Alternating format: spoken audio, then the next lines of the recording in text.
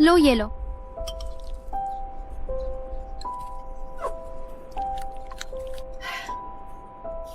मैंने अपनी जिंदगी का ज्यादातर हिस्सा जी लिया, तुम्हें पता है, और आज पहली बार चखा है इतना अच्छा फ्राइड राइस।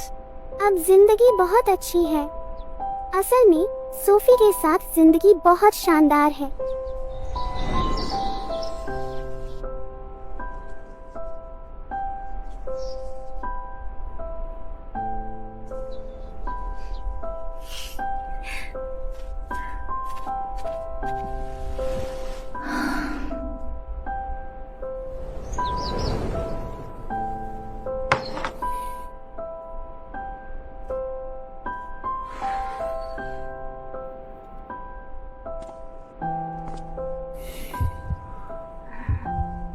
क्या हो रहा है? रुको, वो कौन है जो मुझे किस कर रहा है?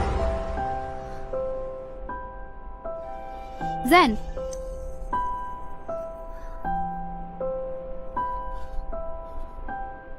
मैं वापस आ गया।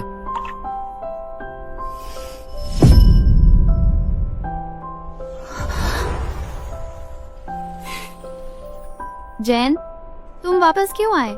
क्या तुमने अपने पत्र में नहीं कहा था कि अभी आधा महीना और लगेगा? मिशन जल्दी खत्म हो गया। तो फिर पहले से क्यों नहीं भेजा संदेश, ताकि मैं थोड़ा पानी गर्म कर सकती और तुम्हारे लिए गर्म खाना बना सकती? सर्वनाश से जूझते हुए इतने लंबे समय तक मैं बहुत पहले ही भूल चुकी हूँ कि मन की शांति क्या होती है। मुझे यहाँ आए सिर्फ 1 महीना हुआ है और यह आदमी उतना ही चुप है जितना एक कद्दू जिसका मुंह बंद हो। लेकिन यह स्थिरता सच में मेरे दिल में जड़ें जमा चुकी है। मेरी गर्दन बिल्कुल पसीने से भीग गई है। पूरी रात घोड़े पर सवार रहे, है ना? क्या तुम थके हुए हो? नहीं थका। बकवास। इतनी दूर घोड़े पर आना कंपा कंपी वाला रहा होगा तो तुम थके कैसे नहीं हो सकते? मैं तुम्हारे लिए कुछ खाना बनाती हूँ, फिर तुम खाकर अच्छी नींद लेना।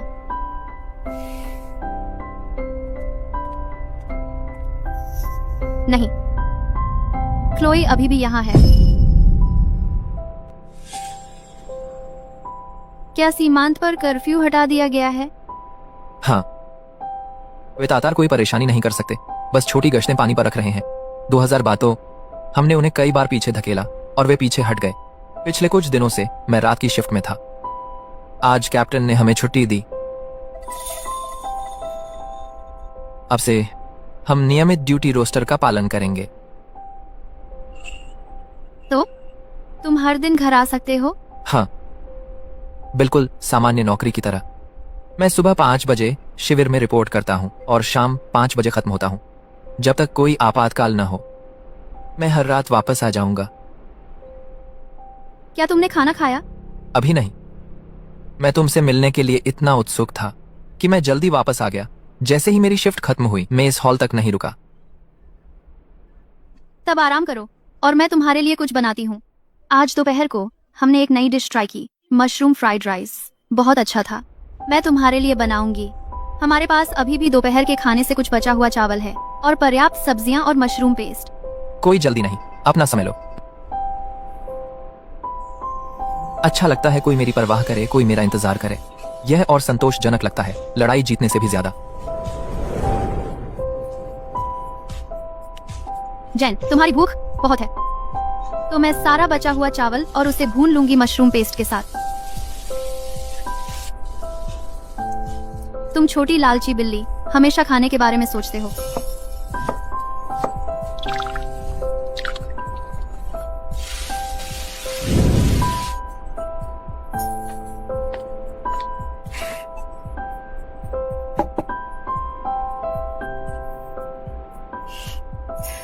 जल्दी करो, गर्मा गर्म चखो। जैन, तुम्हें पता नहीं है सोफी कितनी अद्भुत है, और उसके बनाए मशरूम पेस्ट के साथ मैं खा सकती हूँ 3 बड़े कटोरे चावल।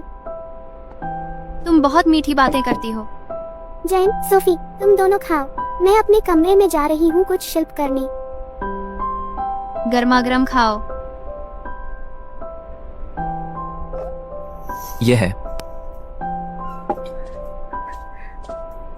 मैं तुम्हें बताना भूल गई।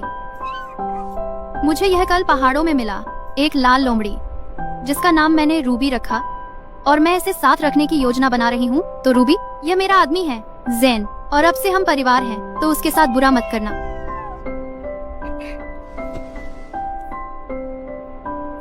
घर पर बेहतर है, क्योंकि ये व्यंजन दिखते हैं सैन्य शिविर के मोटे भोजन से 100 गुना बेहतर।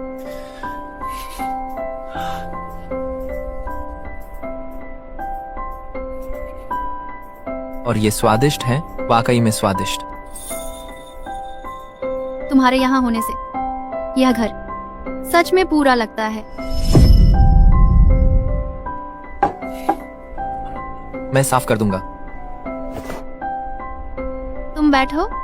सामान्य दिनों में तुम काम करो तो चलता है, लेकिन आज तो अभी लौटे हो, जाकर आराम करो। मैंने अभी देखा, उसकी आंख के नीचे चोट का निशान। उसकी आंखों में अभी भी हल्की लाल नसें हैं। वह शायद कई दिनों से रात की शिफ्ट में है, और दिन में वह ठीक से आराम नहीं कर पाया। वह जिद्दी आदमी है। बस कुछ बर्तन और चॉपस्टिक, मैं एक झटके में कर दूंगा। अपने कमरे में जाओ और आराम करो और तरोताजा हो जाओ। काम करने की कोई जल्दी नहीं अभी। ठीक है, मैं थोड़ी देर आराम करने जाता हूँ। अगर कुछ हो तो मुझे बुलाना।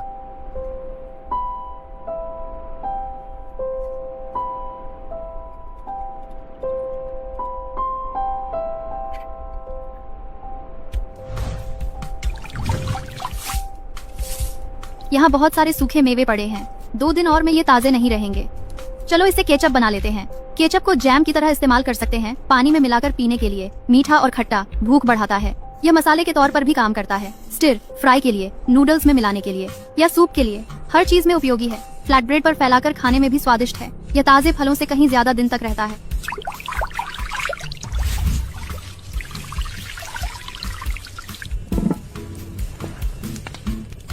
धीमी आंच पर 1 घंटा उबालें, तब स्वाद बिल्कुल सही होता है।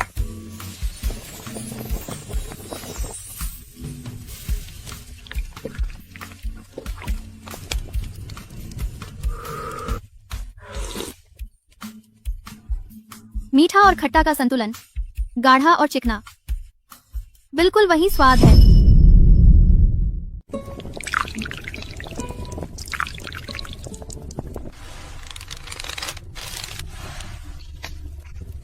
एक और।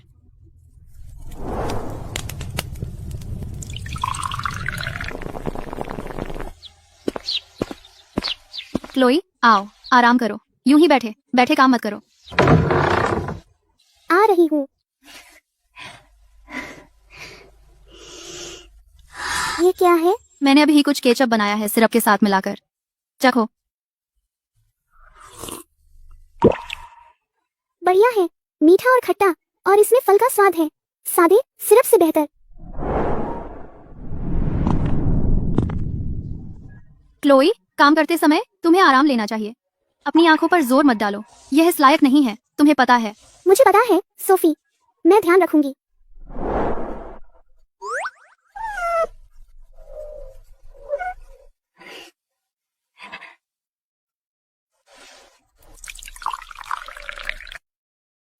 तुम भी चखो।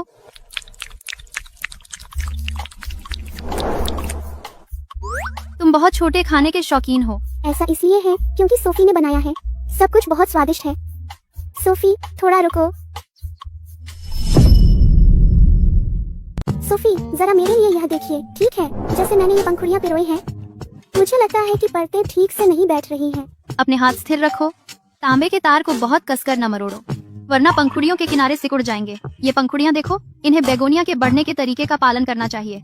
हर पंखुड़ी एक दूसरे को ओवरलैप करती हुई। इसी से फूल जीवित दिखते हैं। सोफी, क्या मैं बहुत धीरे जा रही हूँ? क्या मैं बहुत समय ले रही हूँ? इस काम में जल्दबाजी की कोई गुंजाइश नहीं है। धीरे धीरे और स्थिर रहने से अच्छा काम होता है। अगर तुम जल्दी में हो और काम जल्दीबाजी में करोगी तो फिनिश खराब होगी, तो इससे हमारी अपनी प्रतिष्ठा खराब होगी। और जो तुमने दूसरे दिन बताया था, वो नए आइडियाज और बिक्री की रणनीतियाँ, मैंने उन सबको लिख लिया है। बस मुझे उन्हें धीरे धीरे समझना है और ठीक से समझना है। मैंने सोचा कि जब मैं उनमें महारत हासिल कर लूं, तो पहले ये नए डिजाइन तैयार नमूनों के रूप में बनाऊं। बाद में जब हम किराए के मजदूर लेंगे तो मैं उन्हें सीधे नमूने दिखा सकती हूँ, ताकि वे एक नजर में देख सकें कि कैसे करना है। तुमने यह सब सोच लिया है। यह दिखाता है कि तुम कितनी सूक्ष्म हो। नवाचार की कोई जल्दी नहीं है। पहले बुनियादी पैटर्न और तकनीकों को अच्छी तरह सीखो। जब तुम्हारा शिल्प कौशल स्थिर हो जाए तब धीरे धीरे नई शैलियां आजमा सकती हो। कोई जल्दी नहीं। हमें समय से पहले नमूने के फूल तैयार कर लेने चाहिए। जब हम लोगों को लेंगे ये हमारे मानक मॉडल होंगे। आजकल हमें पैसा कमाने की जल्दी नहीं है। पहले आओ अपने कौशल में महारत हासिल करें। ठोस नींव रखो।